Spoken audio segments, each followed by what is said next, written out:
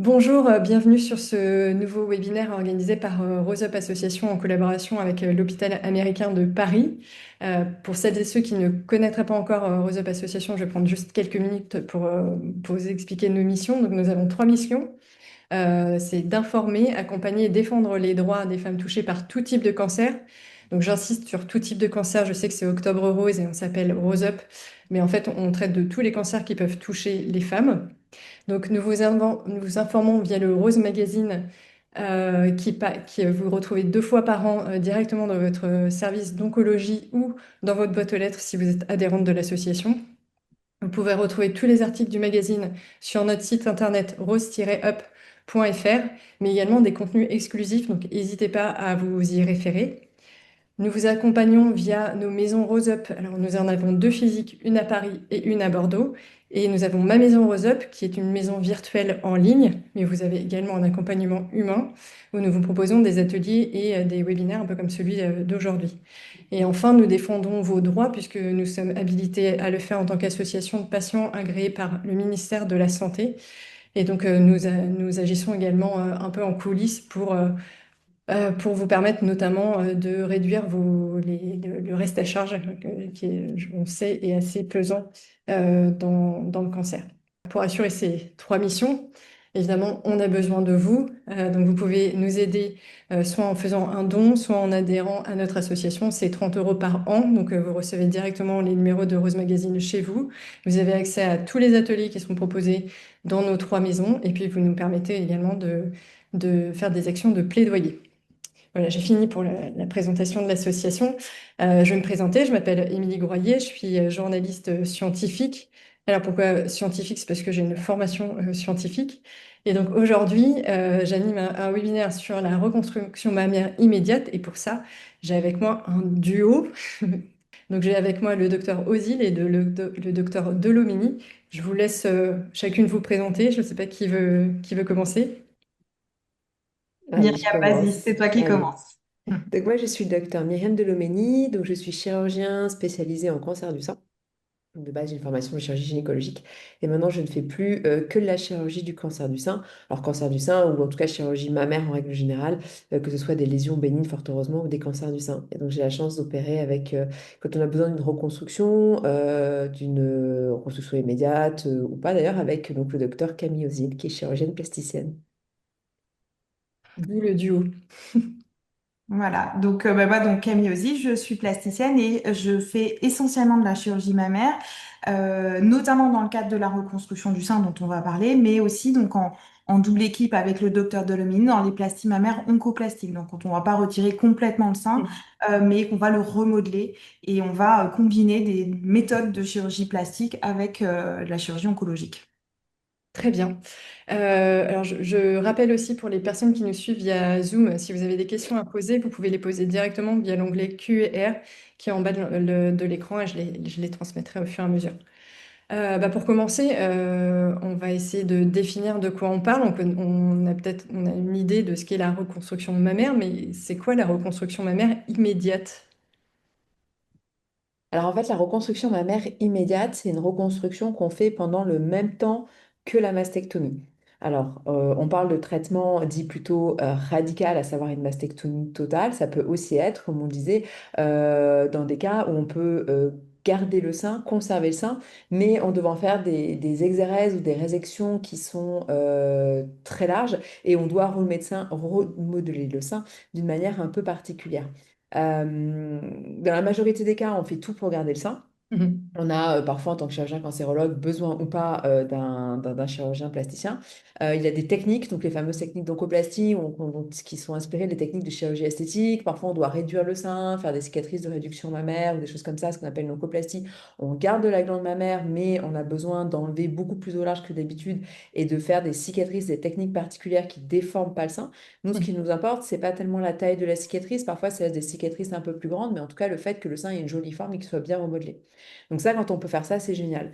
Et puis, il y a des cas où malheureusement, on ne peut pas faire ça parce que, il y a trop de tumeurs à différents endroits du sein, à différentes parties complètement extrêmes et qu'on ne peut pas se permettre de garder le sein, ou la tumeur est vraiment trop grosse pour pas qu'on fasse ça. Et donc, le plus possible, essaye, dans ces 30% des cas où on doit faire une mastectomie totale et donc enlever le sein, euh, ben, si c'est possible, de faire une reconstruction pendant cette même opération. Il y a un seul cas où on ne peut pas le faire, on évite, enfin, un cas oncologique où c'est vraiment ce qu'on appelle le cancer dit inflammatoire, quand la peau est rouge, quand la peau est atteinte, où là il faut vraiment faire d'autres traitements qui sont importants. Ou comme on disait, certains cas où il y a trop de risques de complications.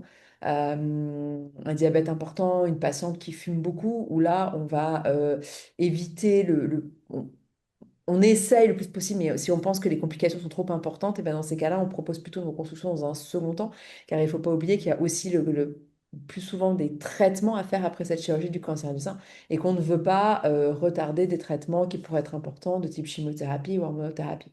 Mais bon, pour différencier les deux types de reconstruction qui peuvent être dites immédiates, c'est-à-dire que le chirurgien cancérologue et le chirurgien plasticien opèrent pendant la même opération, on s'endort avec un sein, on se réveille avec un sein, qui certes n'est plus vraiment le même, mais qu'en tout cas on essaie le plus possible qu'il s'en rapproche, ou de la reconstruction secondaire, qui est donc une reconstruction qui est faite dans un second temps, donc après les traitements, après la chimiothérapie, après la radiothérapie, au plus tôt 6 mois après la radiothérapie pour que les tissus aient le temps de cicatriser, de s'être un petit peu, d'avoir récupéré pour permettre une cicatrisation, une Très meilleure bien. cicatrisation.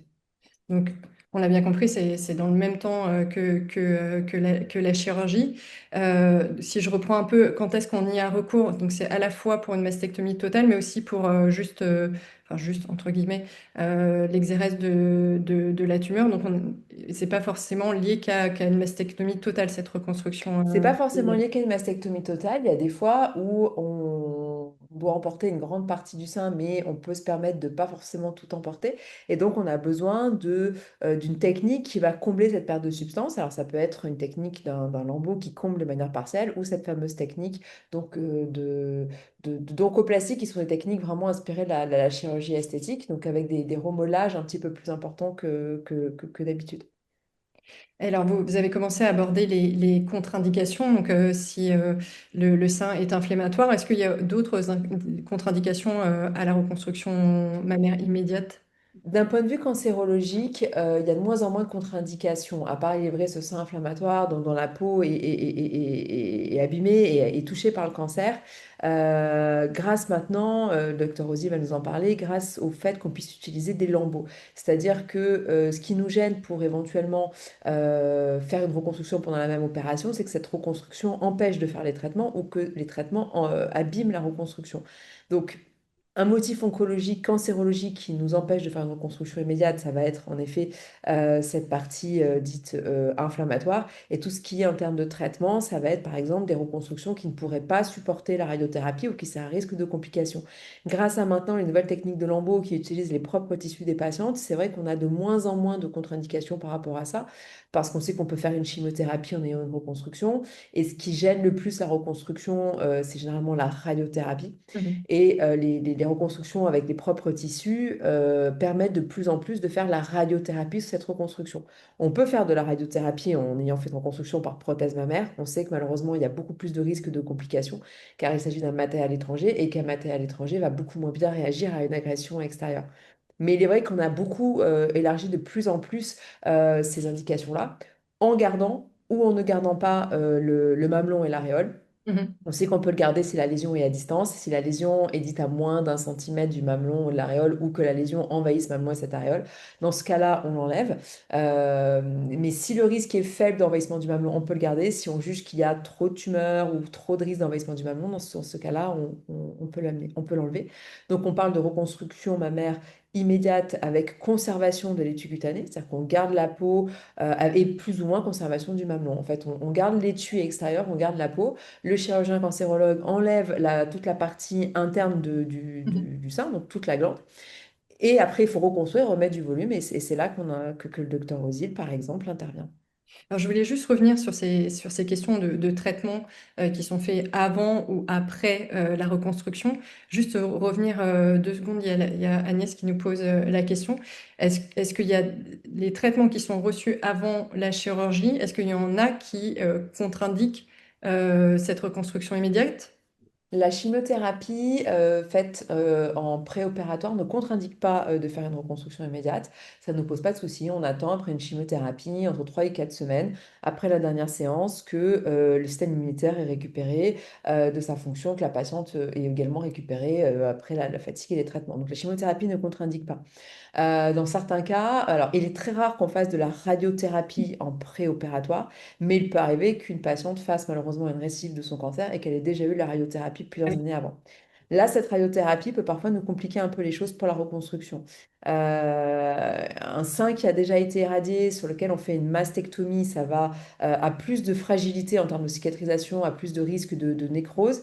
Et donc, il est vrai que des patients qui ont déjà été irradiés, on est souvent moins favorable à mettre des prothèses mammaires parce qu'on pense qu'il y a plus de risques de désunion, plus de risques de nécrose.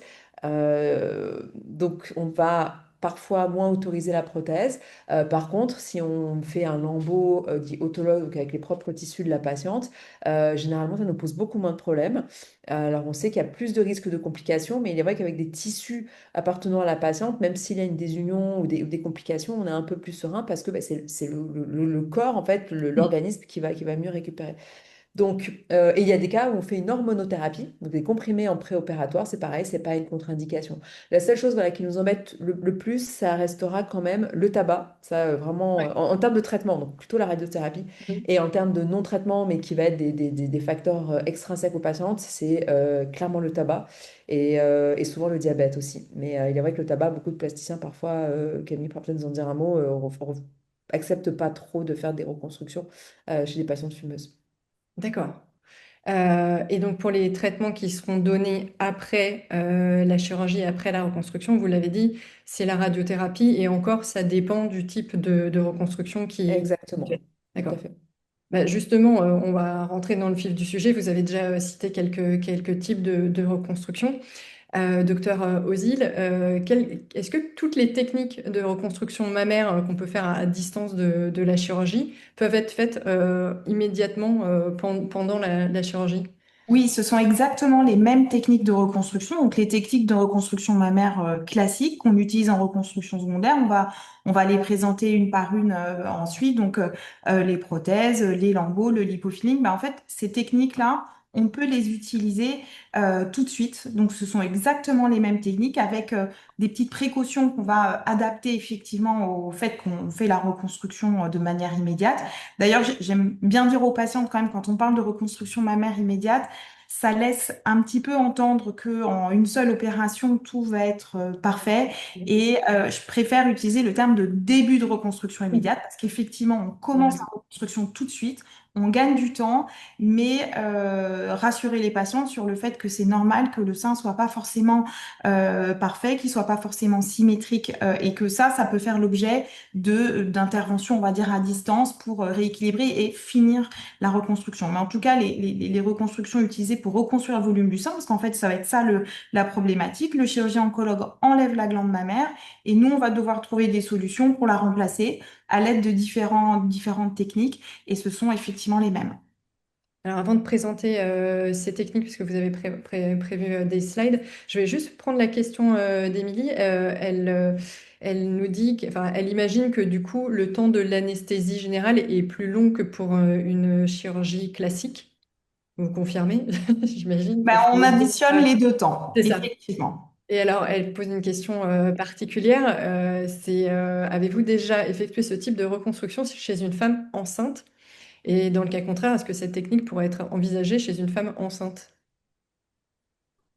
Alors là, je laisse peut-être le docteur Deloménie. Bah, toutes les techniques, en fait, il est vrai qu'une femme enceinte, alors évidemment, quand ça nous est déjà arrivé d'opérer des patientes enceintes qui ont un cancer pendant la grossesse, donc il n'y a aucune contre-indication à opérer une patiente enceinte pendant la grossesse. Le plus souvent, pour essayer d'éviter des anesthésies les plus longues possibles, bah, il est vrai que spontanément, on va peut-être faire des traitements plus simples et c'est vrai que la reconstruction, ne sera peut-être pas la première chose à laquelle on va penser. Après, stricto sensu, enfin, il n'y a pas de contre-indication à mettre une prothèse, à faire une reconstruction pendant la grossesse. Dans les types de reconstruction qu'on a, que Camille va nous présenter, il y a des reconstructions parfois où on prend du ventre, etc. Et évidemment que là, on ne va pas le faire. Prendre du dos est peut-être un peu lourd. En soi, on se dit que mettre une prothèse, on peut le faire. Après, médicalement parlant, il n'y a pas de souci. Techniquement parlant, c'est vrai qu'on va essayer de diminuer le plus possible le temps d'anesthésie pendant la grossesse. Et puis surtout, les seins pendant la grossesse n'ont pas leur forme définitive. C'est-à-dire qu'on va avoir un volume mammaire augmenté, etc. Est-ce qu'il est vrai que c'est le meilleur moment pour faire une reconstruction? Probablement pas, parce que les seins sont déjà engorgés, n'ont pas leur forme définitive, vont se modifier dans leur forme, dans leur taille, etc. Donc, c'est probablement pas le meilleur moment. Le plus possible pendant la grossesse, eh bien, oui, si on peut faire un traitement conservateur, bien sûr que c'est le top. Et puis quand on doit enlever le sein, il est vrai qu'on va peut-être avoir plutôt tendance à simplifier les choses. Et si malheureusement on est dans une situation qui nous oblige à opérer pendant la grossesse, à peut-être faire le traitement le plus simple possible et peut-être faire une reconstruction dans un deuxième temps. Et je vous dis d'autant plus que cette reconstruction, elle ne sera pas parfaite parce qu'on n'aura pas la, la, la, la taille, la forme du sein définitif qui va encore bouger pendant, avant, après la grossesse. Enfin, en tout cas, il y aura des modifications. Oui, c'est entendable.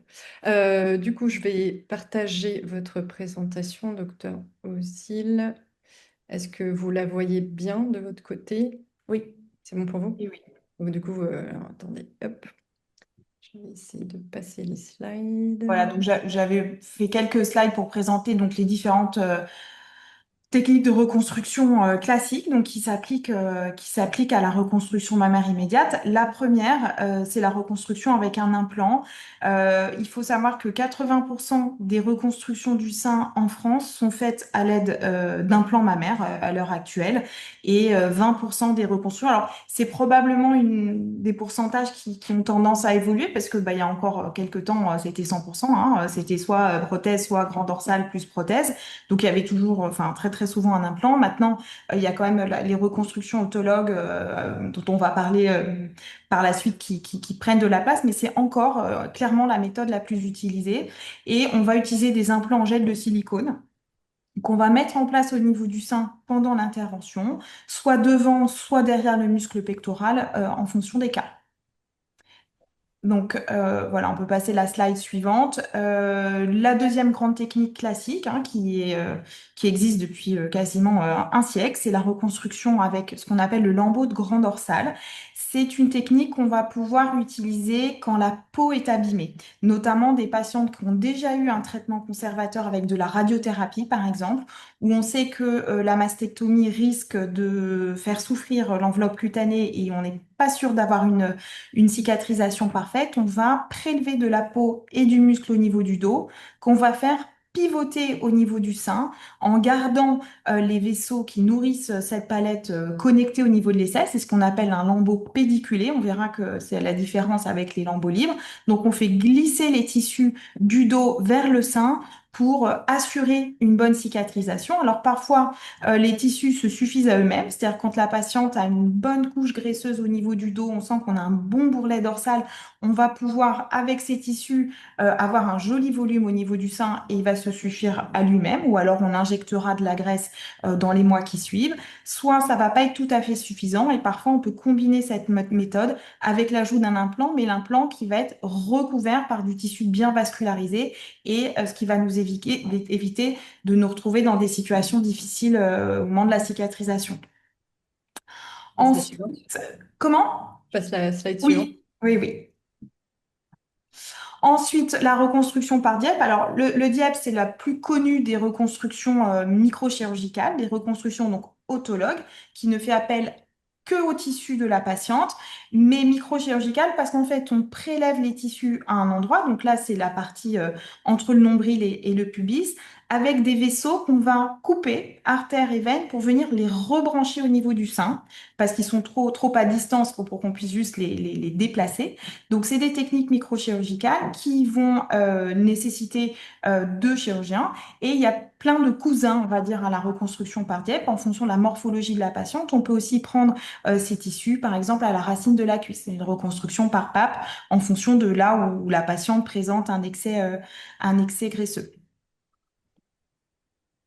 Ensuite, on va dire la quatrième catégorie classique de reconstruction, c'est le lipofilling. Ça existe depuis une trentaine d'années, mais ça s'est de plus en plus développé. Et maintenant, il n'y a plus quasiment aucune reconstruction du sein où on ne va pas à un moment ou à un autre se servir de cet outil-là.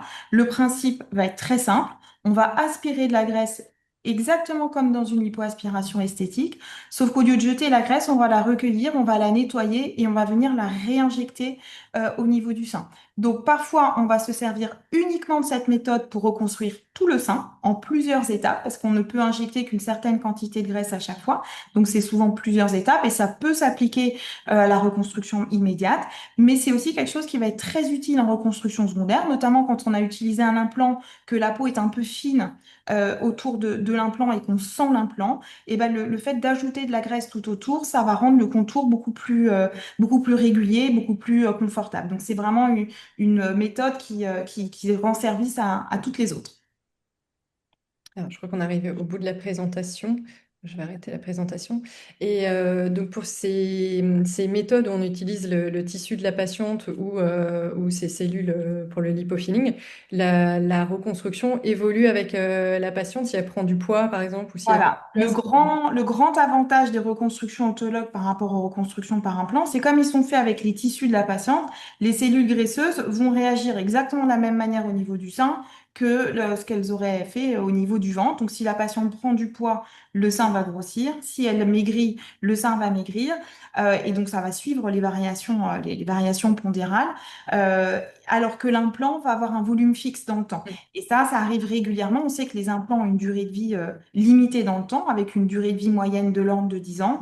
Et ce qui se passe souvent, bah, de 10 ans, 15 ans, 20 ans, la patiente a eu des changements dans sa vie, a eu des variations de poids et des seins qui étaient considérés comme symétriques au moment de la reconstruction. Bah, on se rend compte que 10-15 ans après, elle a pris quelques kilos, l'autre sein a grossi. Donc on peut être amené en même temps que le changement d'implant à réadapter l'autre sein pour équilibrer ou changer le volume de l'implant. Très bien. Est-ce que toutes ces techniques peuvent être proposées à toutes les femmes ou est-ce qu'il y a des procédures qu'on ne pourra pas proposer à Alors, certaines pathologies ou... il y a souvent plusieurs techniques qu'on peut proposer à chaque patiente, mais D'accord. elles ne peuvent pas toujours bénéficier de tout. Donc, chaque méthode va avoir ses propres contre-indications. En gros, quand on utilise un implant, il faut que l'enveloppe de peau soit très bien. Donc, une patiente qui a eu de la radiothérapie, qui a beaucoup de cicatrices, etc., on sait que clairement, il y a un risque à complications. Il va mieux falloir faire appel au lambeau. Une patiente qui voudrait un diète, mais qui a déjà eu une plastie abdominale, Mm. ou qui a voilà, des cicatrices au niveau du ventre, etc., peuvent rendre cette technique inadaptée. Ce qui est certain, on en a un petit peu parlé, le docteur Delomini en a parlé, et ça c'est essentiel, c'est le tabac. Le tabac, c'est un risque multiplié par 10 de nécrose cutanée. Et clairement, en reconstruction immédiate, pour moi, c'est le seul facteur qui contre-indique la reconstruction immédiate. Parce on a toujours des méthodes de reconstruction possibles. Mm. Mais par contre, le tabac nous les complique toutes. Donc ça, c'est vraiment finalement, la seule chose sur lesquelles les patients peuvent jouer et où Mhm. elles sont trop actives parce que le reste, ben, voilà, c'est indépendant. Donc le tabac est très important en reconstruction immédiate, mais aussi dans les reconstructions secondaires. Typiquement, une reconstruction par DIEP ne sera pas du tout proposée à une patiente qui fume activement. Il va falloir la préparer avant l'intervention à faire un sevrage tabagique complet avant de pouvoir la réaliser. Et le lipofilling, j'imagine qu'il faut avoir aussi suffisamment de graisse à les Exactement. positionner. Ce qu'il faut savoir, c'est que parce que toutes les patientes arrivent en disant, mais si docteur, regardez, j'ai de la graisse, j'en ai plein, etc. Sauf qu'en fait, il faut imaginer qu'entre la graisse qu'elle nous montre et ce qu'on va pouvoir garder de manière véritable au niveau du sein, bah, il y en a peut-être que 20%. Parce que d'une part, quand on prélève la graisse, il y a des pertes. On va Mhm. dans des méthodes de purification de la graisse, il y a une partie des cellules graisseuses qui vont être abîmées, qui vont être lysées. Et puis, dans la partie qu'on a purifiée, qu'on va réinjecter au niveau du sein, on a encore probablement qu'un peu plus de la moitié chez les patientes non irradiées et probablement qu'un tiers chez les patientes irradiées où la peau est moins bien vascularisée qui vont rester. Donc on a beaucoup de pertes. Et comme on a souvent plusieurs séances de lipofilling à faire, pour que ça puisse vraiment aller pour qu'on puisse aller au bout de la reconstruction par lipofilling, il faut quand même une réserve graisseuse suffisante. Et on pose souvent la question de la reconstruction par lambeau dorsal. Est-ce qu'il y a des contre-indications quand je sais pas, quand on fait de la manutention, quand on a ça, on a Alors, du... le seul mouvement, on va dire la seule action musculaire où clairement le fait d'avoir utilisé le muscle grand dorsal va avoir un impact, c'est pour les personnes qui pratiquent l'escalade, notamment à haut niveau. Et c'est vraiment ce mouvement de se suspendre, le mouvement un peu d'une traction Mhm. avec vraiment la force musculaire du grand dorsal qui va être impactante. En dehors de ce mouvement très précis, clairement, il n'y a pas de retentissement. Donc, on a voilà, des patients qui sont sportifs, qui font de la danse, qui font du piano, etc. Et le fait d'avoir utilisé une partie du muscle, d'avoir déplacé une partie du muscle, alors peut engendrer une gêne ou une douleur résiduelle au niveau du dos, mais pas une incapacité ou une perte de force dans les mouvements de la vie quotidienne et même dans les activités sportives. C'est vraiment ce mouvement spécifique de l'escalade, on va dire, où clairement, c'est pas forcément une bonne idée. Et alors, quel est l'avantage? Parce qu'on a vu, hein, toutes ces techniques, elles peuvent être aussi bien proposées en immédiat qu'en différé, on va dire. Quel est l'avantage de faire une reconstruction en même temps que la chirurgie? Et le gros avantage en fait des patientes, c'est déjà le premier aspect psychologique, le fait de ne pas rester pendant des mois, voire des années sans sein, ça c'est déjà certain. L'aspect esthétique, l'aspect visuel, alors qui est évidemment encore meilleur quand on peut garder le mamelon. Le fait de faire moins d'opérations, parce qu'on peut garder plus de peau, on fait pendant une opération ce qu'on aurait fait en deux. Donc c'est un avantage esthétique, un avantage en nombre d'opérations, un avantage financier, un avantage de restriction de l'anesthésie générale, c'est certain. L'inconvénient est souvent... alors, vous m'avez pas encore posé la question des inconvénients, mais évidemment, il y a des Oui, inconvénients. oui, c'était les deux. Euh, non, le principal avantage, voilà, il est évident que c'est vraiment l'aspect esthétique et l'aspect psychologique. L'inconvénient est parfois un risque peut-être légèrement plus élevé de complications. Et puis, on se rend compte que finalement, parfois, on a un rendu, une espérance, une satisfaction qui est peut-être un petit peu moins meilleure en immédiat qu'en secondaire. Parce que en secondaire, on a eu le temps de faire un petit peu le deuil du sein, finalement d'avoir eu cette phase d'être à plat. Et donc le fait d'accéder enfin à cette reconstruction fait que souvent les patientes peuvent être un petit peu plus satisfaite. Et l'inconvénient de la reconstruction immédiate, c'est exactement pour poursuivre sur le tabac, c'est qu'une patiente qui est en reconstruction secondaire, on a le temps de préparer cette reconstruction, de préparer l'arrêt du tabac. Alors maintenant, il y a beaucoup d'hôpitaux de jour, etc. Dans les cliniques, les hôpitaux, et de préparer ça, en immédiat, on n'a pas le temps. Il faut plusieurs mois d'arrêt du tabac avant de faire une reconstruction pour la faire en toute sécurité. Et en immédiat, quand on a un cancer en place, on ne peut pas se permettre d'attendre plusieurs mois d'arrêt du tabac. Donc ça peut faire partie aussi un peu des inconvénients. Et j'imagine qu'on a aussi plus de temps de réflexion pour choisir telle ou telle technique quand on le fait aussi à distance Et de on a beaucoup plus de chirurgie. temps de réflexion. Généralement, on est quand même assez tous d'accord en termes de chirurgie cancérologique sur les prises en charge cancérologiques. C'est très codifié une prise en charge cancérologique. Il y a des référentiels qui sont nationaux, mondiaux. Donc généralement, même entre les praticiens, entre les villes, entre les pays, on reste quand même sensiblement sur les mêmes indications. Alors qu'en chirurgie de reconstruction, on peut avoir plusieurs points de vue. Ça peut être important parfois de demander plusieurs avis et chaque plasticien a des techniques un peu à mon sens, hein, de prédilection. Parfois, alors on n'a pas le choix, il n'y a qu'une technique qui est possible et parfois il peut y avoir plusieurs techniques. Donc ça peut avoir le coup aussi de savoir une technique qui peut être qui peut être adaptée pour le chirurgien n'est pas forcément pour la patiente et vice-versa. Donc ça peut permettre aussi bien sûr d'avoir le temps de se renseigner, d'avoir plusieurs avis, d'accepter le fait que cette reconstruction, eh bien, elle n'est pas si simple que ça. C'est-à-dire que très souvent, on voit aussi des patientes qui nous disent, bah, oui, bien sûr que je veux une reconstruction. C'est évident que si on m'enlève le sein, je veux une reconstruction.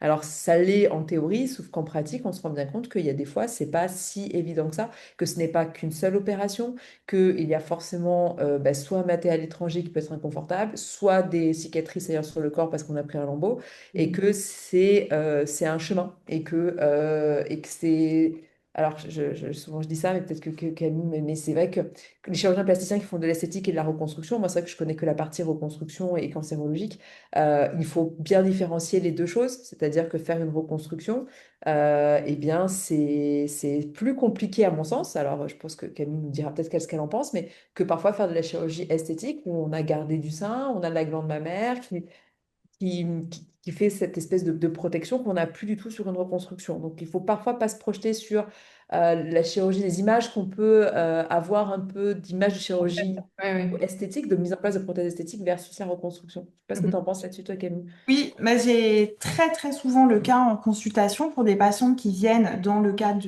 d'un cancer du sein, pour lequel une reconstruction, une mastectomie, une reconstruction est prévue. On va utiliser un implant, donc je leur explique.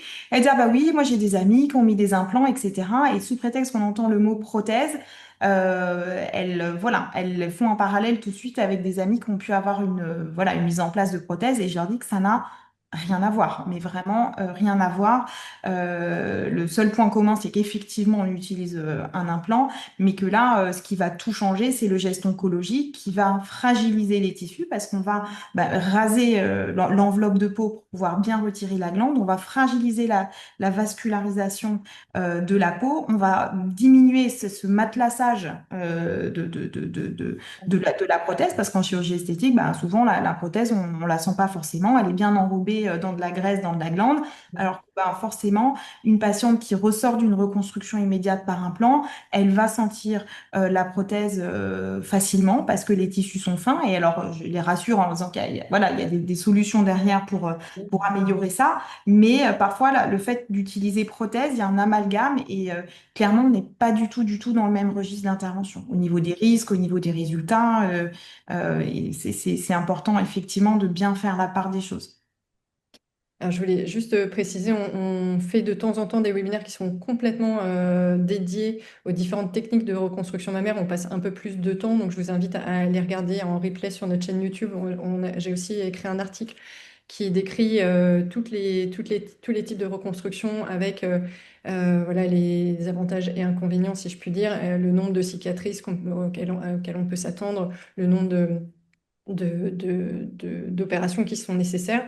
Ce qui m'amène à ma prochaine question. Est-ce que quand on sort du bloc, est-ce que on a le rendu final de la reconstruction mammaire?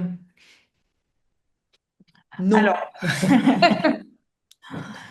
on met en place un soutien-gorge de maintien tout de suite sur la table d'intervention. Donc, les patientes ressortent avec un soutien-gorge avec les deux seins, mais clairement, non. C'est pour ça que je préfère quand on dit voilà, un début de reconstruction immédiate parce qu'on va avoir voilà, éventuellement la peau qui va être fine quand on a utilisé une prothèse. Quand on a dû retirer l'aréole et le mamelon, c'est quelque chose qu'on ne pourra reconstruire que dans un deuxième temps.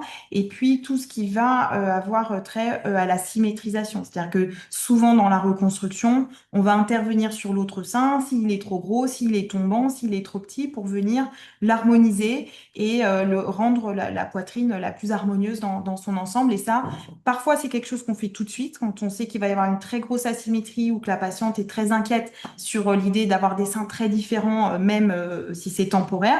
Donc parfois, on rallonge encore un peu plus la première étape pour tout faire d'un coup. Et puis dans d'autres cas, on va dire, bon, on va s'occuper du plus important aujourd'hui, le traitement du cancer, la première étape de la reconstruction. On attend de voir les traitements et puis on termine la reconstruction tranquillement dans quelques mois. Et du coup, au minimum, il y aura combien d'interventions? J'imagine que ça dépend de la technique qu'on aura utilisée, mais il faut Ah compter au au minimum, minimum. c'est une, hein, quand on a de la chance, quand c'est tout parfait, tout c'est tout beau et qu'il y a une parfaite symétrie, l'idéal, ce serait qu'effectivement, il n'y ait qu'une seule intervention. En pratique, c'est loin d'être le cas et il y en a souvent une deuxième, parfois une troisième. Très bien. Il y a, j'ai perdu son prénom, aussi Caroline, qui demande au bout de combien de temps la prothèse se met en place correctement après une reconstruction mammaire. Alors, en fait, une fois qu'on met en place un implant, il y a une membrane qui va être fabriquée par l'organisme, qu'on appelle la capsule périprothétique, qui met à peu près entre 2 et 3 mois pour se former. Donc, c'est pour ça qu'on dit aux patients de faire attention aux efforts, aux mouvements pendant cette période post-opératoire, parce que c'est le moment où, sous l'effet du muscle ou de mouvement, l'implant peut bouger. Par contre, une fois qu'on a dépassé les 2 à 3 mois, que la membrane est formée, les patients peuvent reprendre leurs activités sportives, se coucher à plat ventre. Et voilà, on a beaucoup moins de problèmes à passer ce délai initial. Quelles sont les complications qui sont possibles? J'imagine que ça dépend encore une fois de la technique qui a été utilisée. Bah, la première complication, c'est l'échec. C'est-à-dire qu'on a voulu faire une reconstruction tout de suite et qu'elle ne fonctionne pas. Alors, il y a plusieurs cas de figure. Dans la reconstruction par implant, qui est, on va dire, la plus fréquemment utilisée, c'est quand l'enveloppe de peau sur certaines zones ne va pas survivre, va faire une nécrose. L'implant n'est pas capable de cicatriser par lui-même et donc on va être obligé de retirer l'implant, de laisser les tissus cicatriser avant de faire une reconstruction secondaire. Donc ça, c'est quand même important et je le dis aux patientes que bah, quand elles viennent pour cette chirurgie-là, il faut savoir que le premier risque, c'est quand même avant tout que ça fonctionne pas. Alors, le but, c'est quand même de faire la mastéctomie, d'avoir le traitement oncologique et ça, ben, il est fait. Mais par contre, la reconstruction peut ne pas fonctionner. Donc, c'est vrai pour les reconstructions par implant. Dans les techniques par lambeau, c'est un pourcentage qui est faible mais qui existe de thrombose. C'est-à-dire que les vaisseaux qu'on a connectés se bouchent et les tissus qu'on a transférés ne vivent pas et on est obligé de retirer de la même manière que l'implant, on est obligé de retirer le lambeau, de laisser cicatriser et puis d'envisager une autre méthode de reconstruction à distance. Donc c'est essentiellement ça. Après, ben, comme toute chirurgie, on peut avoir des infections qu'on va essayer de traiter, des épanchements de lymphe, des choses plus classiques et moins graves. Alors, il y a aussi ces problèmes un peu musculaires. Est-ce qu'il y a une façon de se préparer un peu en amont de la chirurgie pour un peu mieux Alors ça, récupérer c'est plus un rapidement? élément très très important. C'est le rôle notamment des kinés, qui sont vraiment des intervenants primordiaux dans tout le parcours, avant la reconstruction, juste après, et puis sur le long terme.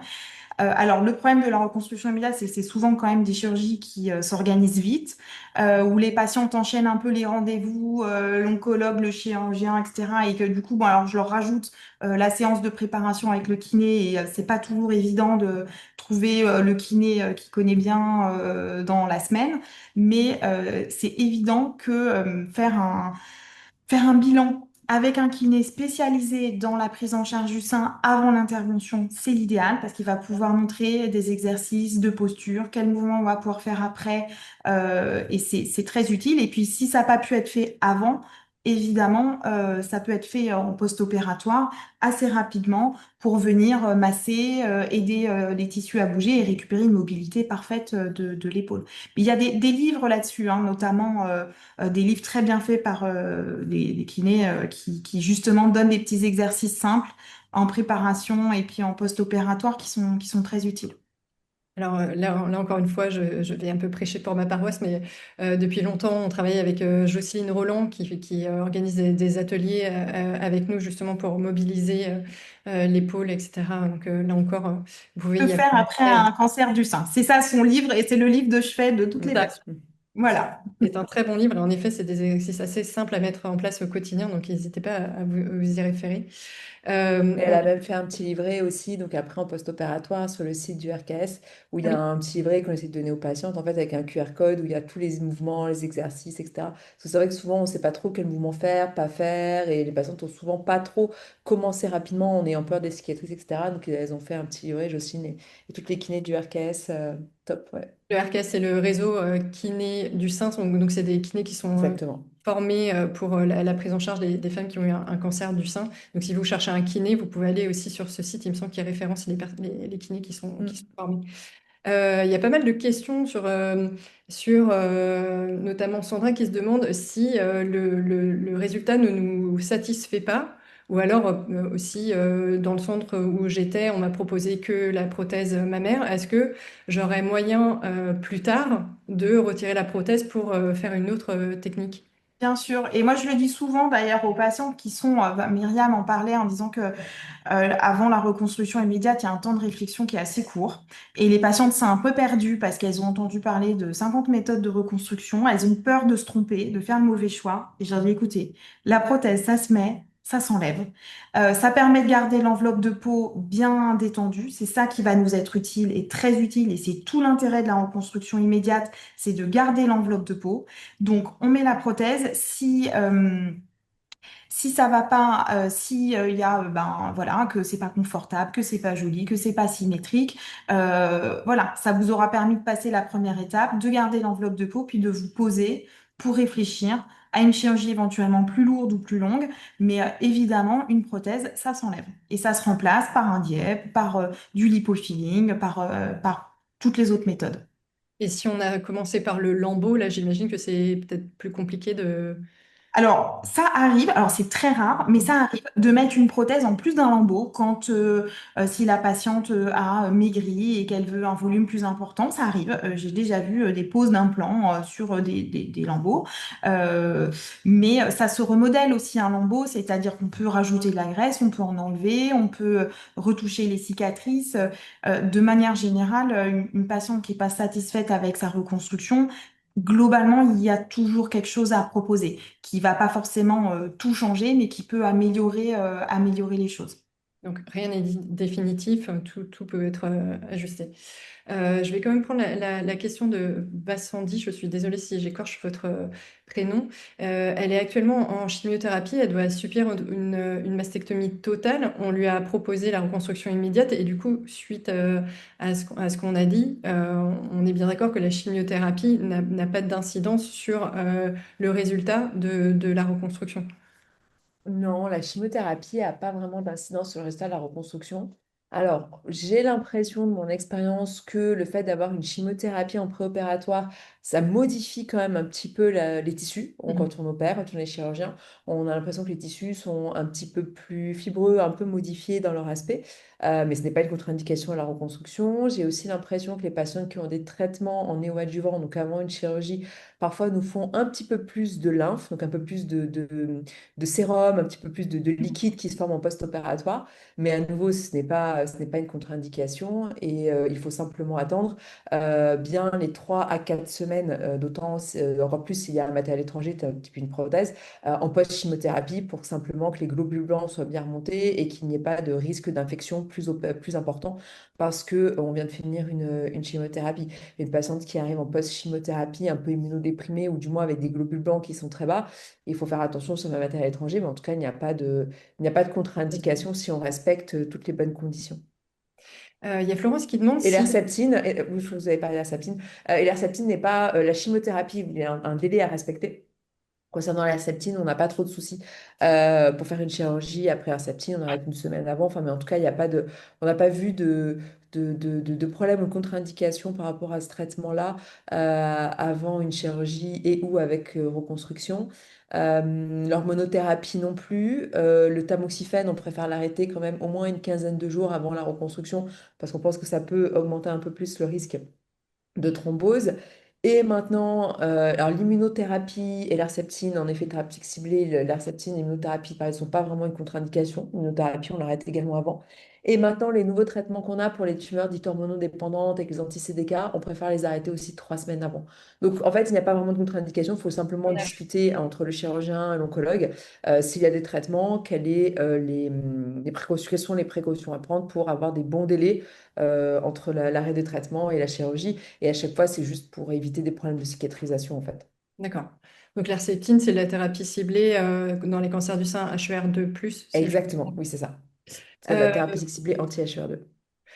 Il y a Anne-France qui demande combien de temps dure la douleur post-reconstruction et notamment après un lambeau.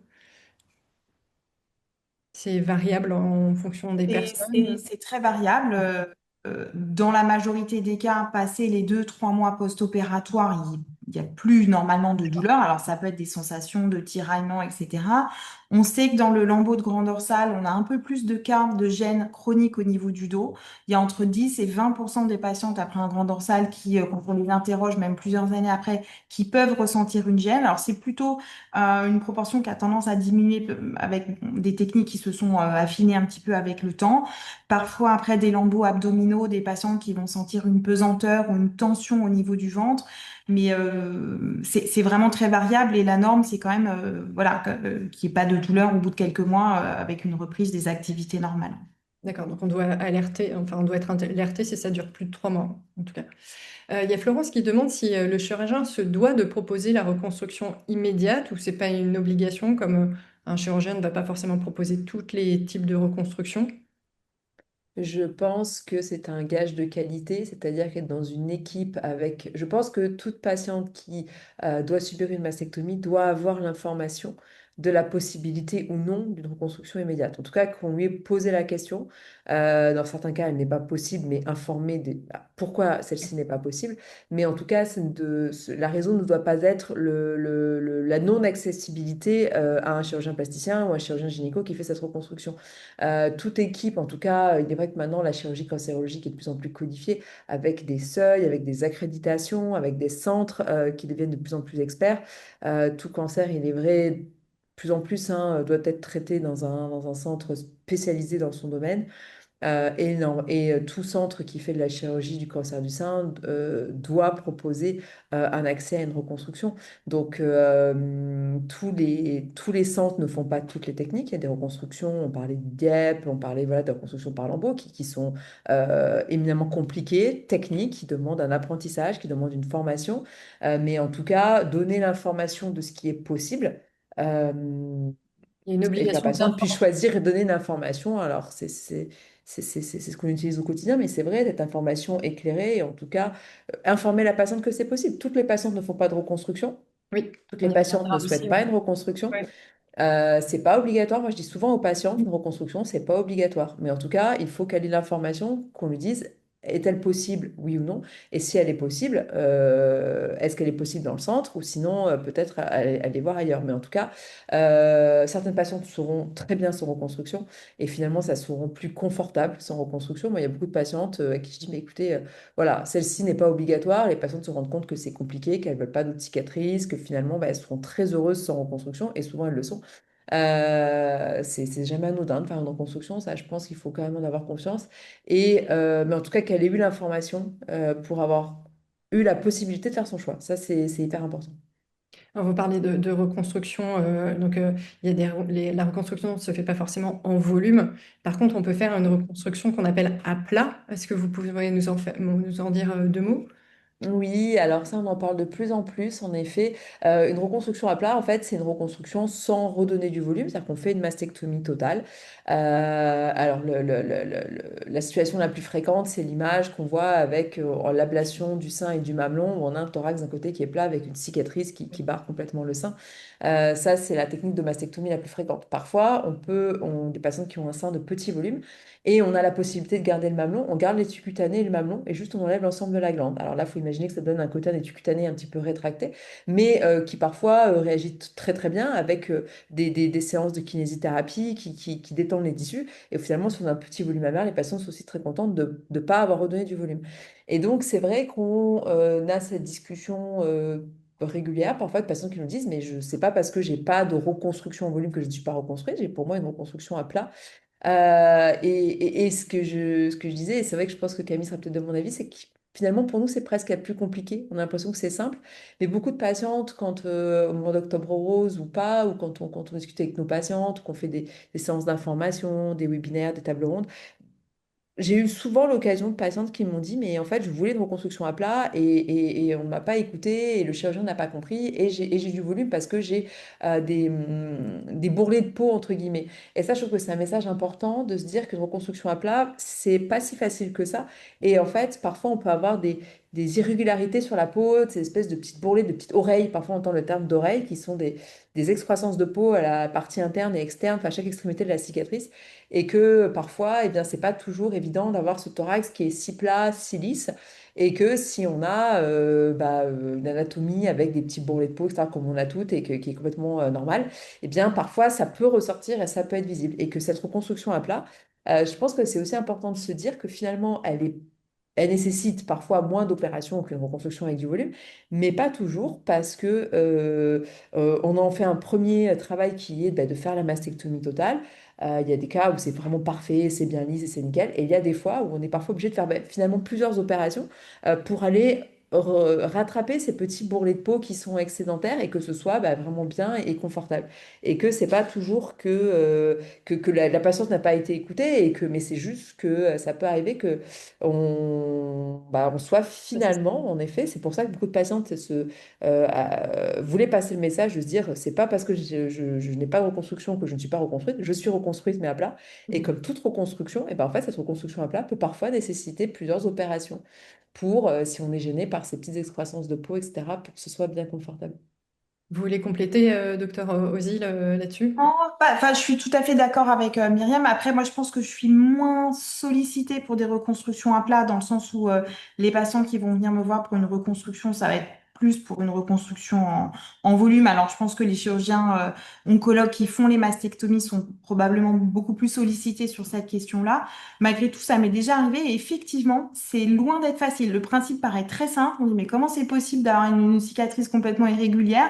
Et ben en fait, c'est loin d'être si facile que ça. Donc parfois, on est obligé de s'y reprendre à plusieurs fois avec des résultats qui peuvent être un peu décevants, alors que ça peut paraître finalement extrêmement simple. Alors là encore, on a fait tout un sujet dans un ancien numéro de Rose Magazine. Donc il y a des témoignages et des photos de femmes qui ont fait une reconstruction à plat. Donc n'hésitez pas à aller voir sur notre site pour lire les témoignages de ces femmes. On arrive presque au bout de l'heure qui nous était impartie. Est-ce que vous avez des conseils à donner à des femmes voilà, qui vont bientôt subir une chirurgie et qui s'interroge sur les reconstructions possibles? Là, on en a présenté quelques-unes. Il y a Sandra qui me fait la réflexion, non, Julia, pardon, qui me fait la réflexion que cette information, elle est importante, mais en province, on n'a pas forcément accès à toutes ces techniques. Donc, qu'est-ce que vous leur conseilleriez à ces femmes qui sont en pleine réflexion? C'est difficile d'avoir accès à la reconstruction. Il y a eu le rapport INCA qui montrait que une femme sur huit se faisait reconstruire pour plusieurs raisons. Mais le cancer, quel qu'il soit, alors nous on est spécialisé en cancer du sein, mais il doit être pris en charge dans un centre spécialisé. Il est vrai qu'à Paris, on a la chance d'avoir accès à plusieurs techniques, accès à plusieurs équipes, avec des délais d'attente qui ne sont pas forcément très longs. En province, c'est pas le cas. Souvent, il y a un centre dans une grande ville, ou même parfois un ou deux centres pour toute une région qui fait pas forcément toutes les techniques. Donc, je pense que c'est important d'être informé, d'être préparé. C'est vrai que c'est aussi un peu le rôle d'Octobre Rose de sensibiliser les patientes et de parfois, c'est un peu dommage, de parfois aller devoir chercher l'information tout seul. Et donc, c'est vrai que c'est l'avantage d'association ou typiquement ce que vous faites à Roseup, qu'une patiente puisse avoir accès à l'information et de se dire, ben, j'ai peut-être pas accès à ça à côté de chez moi. Certaines patientes bouge, change de demande d'autres avis ailleurs. C'est évidemment, faut pouvoir le faire, faut Ouais. pouvoir être mobile, faut pouvoir se le permettre. Parfois, ça nécessite de changer de ville pour avoir accès à d'autres techniques de reconstruction qui sont plus lourdes et qu'on ne fait pas forcément. Ça demande d'être préparé, d'avoir parfois des accompagnements psychologiques pour savoir vraiment est-ce qu'une reconstruction, oui ou non, comprendre ce que c'est et est-ce que c'est une demande importante de la patiente parce que finalement, on se rend compte que c'est obligatoire et finalement, ça ne l'est pas d'être préparé psychologiquement, d'être préparé physiquement par des kinés, etc. Et puis bah, parfois, je trouve que c'est parfois important d'avoir un avis de au moins une ou deux personnes. C'est-à-dire que, alors, parfois trop d'avis, c'est peut-être un peu trop, Oui. mais en tout cas, deux avis, ça peut parfois être intéressant. Il y a de multiples techniques et il est vrai qu'il peut y avoir un problème d'accès à la reconstruction et un problème d'accès à toutes les techniques. Et il y a des techniques qui ne se font pas partout, qui sont parfois compliquées. Et en tout cas, ne pas hésiter, ça c'est certain, être dans un centre vraiment spécialisé dans ce domaine. Et c'est compliqué de demander un second avis? C'est pas très compliqué, encore faut-il savoir où le demander et Mhm. avoir des délais qui sont pas trop longs, parce qu'à partir Ouais. du moment où on commence à demander plusieurs avis, ça veut dire qu'il y a des délais d'attente pour avoir des consultations et qu'il faut pas non plus trop retarder les traitements.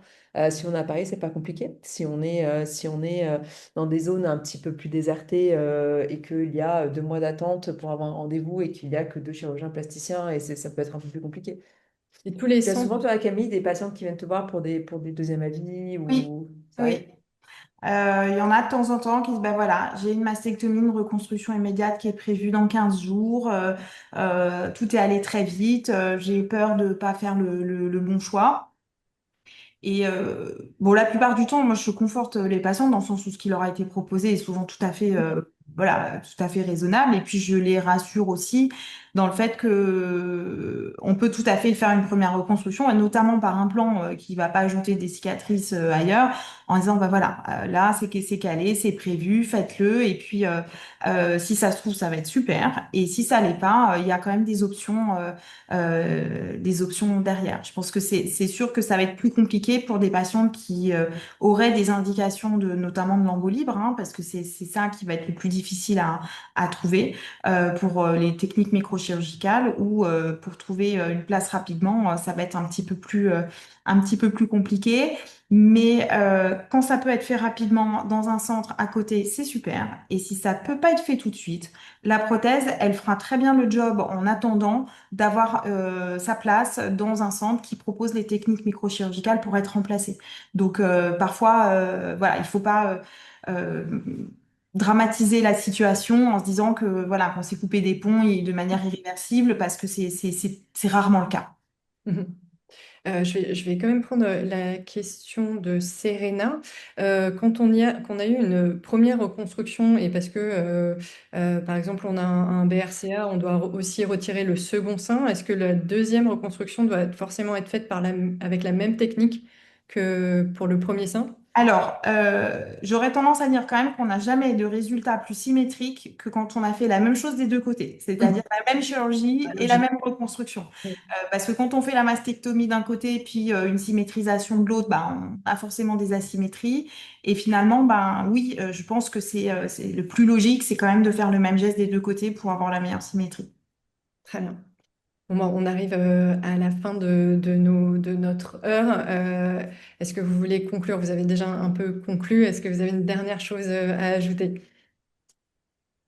Eh bien, en conclusion, je pense que là, on est en octobre rose, donc on passe beaucoup de messages de prévention, de dépistage. Je pense que vraiment l'intérêt de tout ça et que chaque patiente soit un petit peu maître de sa prise en charge. Alors évidemment que les médecins sont là pour orienter, mais que chaque patiente puisse comprendre, puisse aider à se dépister, à intervenir dans sa prise en charge et bien évidemment, bah, grâce à ce type de webinaire, pouvoir être informé de chaque chose, que ce soit la reconstruction, la chirurgie, les traitements. Il est évident qu'on est là pour guider nos patientes, mais aussi adhérer à son traitement et être bien préparé pour l'avant, le pendant, l'après, c'est important. Docteur Ozil, vous voulez ajouter quelque chose? Non, non, mais je pense qu'effectivement, c'est très bien qu'il y ait de la communication parce qu'on s'est rendu compte que sur une grande partie des patientes qui faisaient jamais de reconstruction du sein, que c'était pas toujours un choix de leur part, mais Tout à fait. plus un manque d'information. Et ça, c'est dommage parce que faire le choix de ne pas se faire reconstruire, bah, c'est parfait, mais ne pas se faire reconstruire parce qu'on ne sait pas qu'il y a d'autres méthodes, et ça, c'est un petit peu dommage. Et je pense qu'effectivement, parmi toutes les informations qui sont un peu mises en avant, lors d'Octobre Rose, c'est bah voilà, les types de reconstruction, il y en a plein. Il n'y a pas qu'une seule méthode et il y a toujours une méthode qui est adaptée. Et donc l'important, bah, c'est de consulter, de prendre plusieurs avis et de se faire un petit peu son avis pour trouver la méthode qui convient le plus. Devenir actrice de son parcours de soins, c'est un peu le leitmotiv de Rose Up. Je vous remercie encore toutes les deux de vous être prêtées à ce jeu de questions-réponses. Pour celles qui auraient raté le début de ce webinaire, il sera en replay sur notre chaîne YouTube. Et je vous dis à bientôt pour un nouveau webinaire. Merci encore. Merci Au revoir. beaucoup. Au revoir. Merci, au revoir.